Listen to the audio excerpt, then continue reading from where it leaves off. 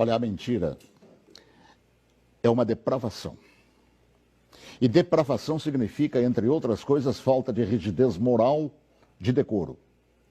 Eu digo isso em razão de estar se avizinhando uma data histórica que dissociados da verdade insistem, há anos, de chamar de golpe. O golpe de 31 de março, praticado por militares. Nessa afirmação, envolvendo a posição de militares, juntam outra depravação em torno do que se conhece por revolução. E explico. Primeiro, que nem o dia certo do movimento que inspirou a tomada de posição contra a tentativa de implantarem o comunismo do Brasil, os acusadores sabem. E me cabe corrigir esta falsidade, informando que não foi no dia 31 de março. A tentativa de agitar a intenção, depois de dias de bagunças no país, se deu em 1º de abril. No dia 31 de março, num planejamento de agitação, João Goulart e Leonel Brizola deixaram Brasília e se dirigiram para Porto Alegre, iniciando a tentativa de golpe de esquerda. No dia seguinte, 1º de abril, agitação que deram o nome de Campanha da Legalidade, segundo o movimento de resistência que os incipientes de hoje não sabem, ou se sabem, mentem. E teve como líderes não os militares. Não os militares, que ao longo dos anos são atingidos por espetadas de baixaria. A liderança daquele movimento revolucionário pertenceu a civis que inspiraram o povo brasileiro a sair às ruas aos milhares em todas as capitais, em passeatas que ficaram conhecidas como Marcha da Família com Deus pela Liberdade. E os civis que promoveram e lideraram a revolução foram os governadores, civis, repito, do Paraná, Ney Braga, de Minas Gerais, Magalhães Pinto, da então Guanabara, Carlos Lacerda, do Rio Grande do Sul, Hildo Meneghetti, de São Paulo, Adhemar de Barros, de Santa Catarina, Celso Ramos, além dos jornalistas Roberto Marinho, do Globo, e Assis Chateaubriand, dos diários e emissoras associados, esta última empresa para a qual eu trabalhava.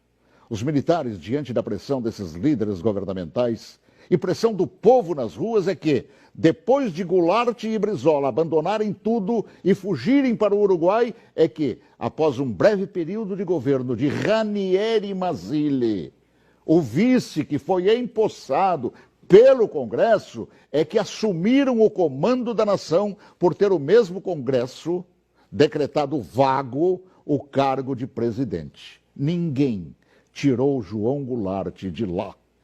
Ele é que fugiu. Eu ouvi fugir. Assim, é um depravado. Todo aquele que mente sobre o que chama de golpe. E que foram os militares que assim determinaram, pois golpe é o que queriam os sociopatas implantar. E rótulo de depravados, tanto aqueles como os que hoje repetem a mentira por uma razão, uma simples razão. Era eu, o locutor, que foi obrigado a entrar na marra no estúdio da Rádio Farroupilha naquele 1º de abril.